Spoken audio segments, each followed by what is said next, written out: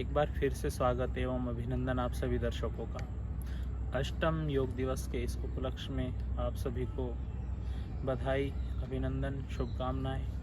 आशा करता हूँ आप स्वस्थ होंगे। स्वास्थ्य के लिए प्रयास करते रहिए, योग करते रहिए और स्वस्थ रहिए। तो आज का विषय भी हमारा इस योग से ही संबंधित है। समभाव को भगवान कृष्ण ने गीता में योग की संज्ञा की दी है। कहा है समत्वम योगोच्यते।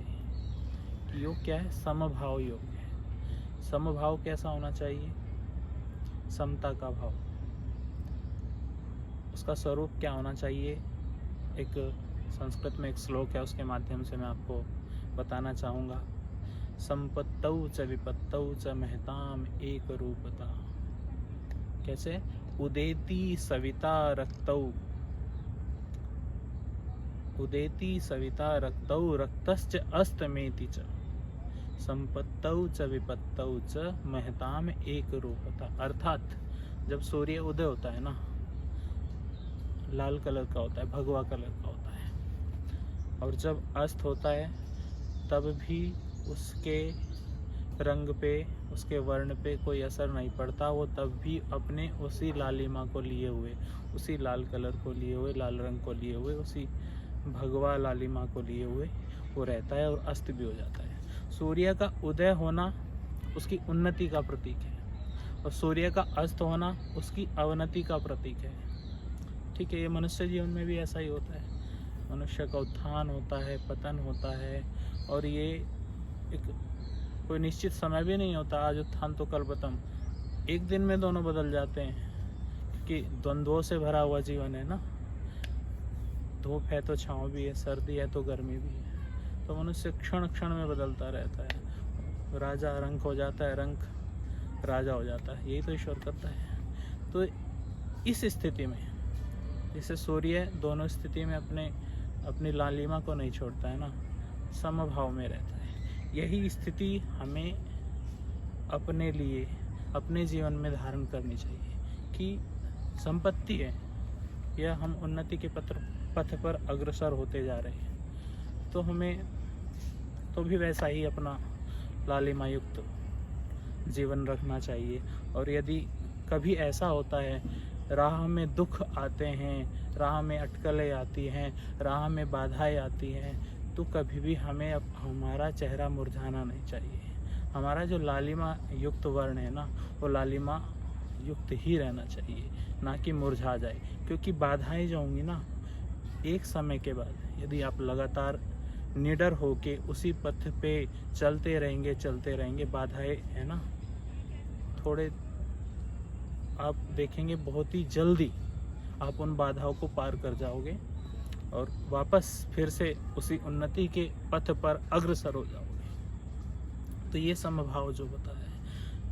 ठीक है, द्वंद्वों से भरा जीवन है, द्वंद्व आते रहेंगे और द्वंद्वों को सहन करना ही समभाव यहाँ पे बताया गया। द्वंद्वों को सहन कैसे करना? ऐसा नहीं है कि आप गर्मी है तो गर्मी में चारों तरफ उपले लगा के और आग लगा के उसमें बैठ जाइए और तब करने लग जाए। सर्दी है, सर्दी में आप नंगे बदन कपड़े निकाल के घूमना शुरू कर दीजिए कि हम तो द्वंद्वों को सहन कर रहे हैं, तब कर रहे हैं। ऐसा ये द्वंद्व सहन में ये नहीं आता। शरीर, हमारा जो शरीर है ना, जितना सहन कर सके, शरीर को कष्ट दिए बिना हमें सभी कार्य करने चाहिए। वैसा समभाव यहाँ पे गीता में बताया है। ऐसे उन्होंने दूसरी परिभाषा दी है। पहली समत्वम योग उच्यते, दूसरी परिभाषा दी है योगः कर्मसु कौशलम। अर्थात कर्मों की कुशलता, मनुष्य के कर्मों की कुशलता योग कहलाती है। वो कुशलता कैसी होनी चाहिए? कोई भी कारीगर होता है, अपने काम में सब कुशल होते हैं। हमारी माताएं हैं, खाना बनाने में कुशल हैं। हाँ, सभी लोग अपने अपने काम में कुशल होते हैं। एक बढ़ई है, कारपेंटर, वो अपने लकड़ी के काम में कुशल है। ठीक है, जितने भी व्यक्ति हैं, चर्मकार, लोहार, मछुआरे, सब जितने भी व्यवसायी हैं, सब अपने अपने काम में कुशल होते हैं। तो इस तरह की कर्मों की कुशलता को यहाँ मतलब सामान्य रूप में हम इसको भी योग कह सकते हैं, लेकिन यहाँ पे भगवान कृष्ण का अभिप्राय दूसरा है। हम जो भी कर्म करें ना, वो निष्काम भाव से कर्म करें।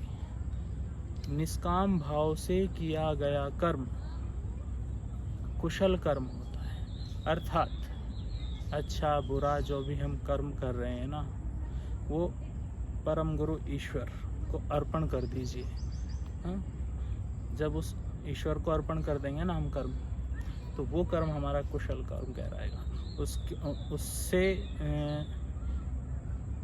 हमारे मन में द्वेष, हर्ष, शंका, क्रोध, जिस प्रकार का भी कर्म होगा, यदि कुछ हमारे मन में होता भी है ना, तो हम उसको ये सोचेंगे कि हमने तो ईश्वर को अर्पण कर दिया, जैसा था कर्म था हमने किया। तो निष्काम भाव वाला कर्म जो है ना, यहाँ पे उसको कुशल कर्म कहा है। तो दोनों का कॉम्बिनेशन भी तभी बैठेगा, दोनों परिभाषाओं का। दोनों भाषाओं को यदि हम अटैच करना चाहें, तो निष्काम भाव से हम कर्म करते चलेंगे, तभी हम अपने मन में, अपनी बुद्धि में समता का भाव ला सकते हैं। यदि निष्काम भाव से कर्म नहीं होगा ना, मन बुद्धि का कॉम्बिनेशन नहीं बनेगा और समता का भाव हमारे अंदर आ ही नहीं पाएगा।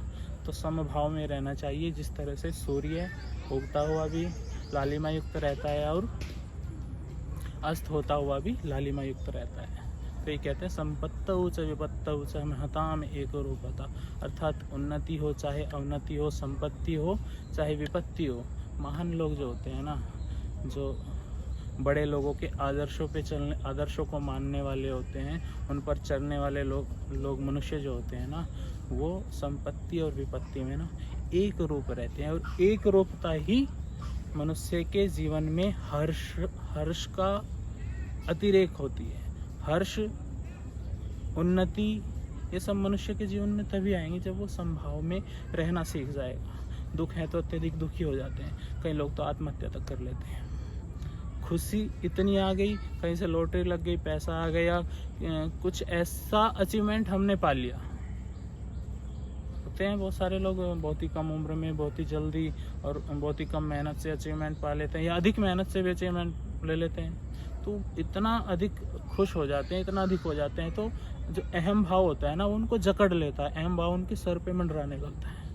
तो ऐसा भी ना हो कि थोड़ी सी उन्नति हम पा जाएं और अहम भाव हमको जकड़ ले और हमारे सर पे मंडराने लगे अहंकार, तो वो भी काम नहीं करना। इसलिए कहा जाता है कि समभाव में रहना सीखना चाहिए। समभाव में रहेंगे, हमारे दैनिक नित्य कार्य और हमारे जीवन का जो रास्ता है ना, जीवन का जो मार्ग है ना, वो आसान होता चला जाएगा यदि समभाव में हम रहना सीखें। तो आज इस अंतर्राष्ट्रीय योग दिवस पे मेरी आप सबसे इतनी ही रिक्वेस्ट है कि इस चीज़ को अपने जीवन में धारण कीजिए, समभाव में रहिए। अत्यधिक हर्ष, अत्यधिक दुखी होना, सब छोड़ दीजिए। जीवन का मार्ग आसान होता चला जाएगा। पुनः आप सबको एक बार फिर से शुभकामनाएं। सभी स्वस्थ रहें, दीर्घायु हों, सबका मंगल हो।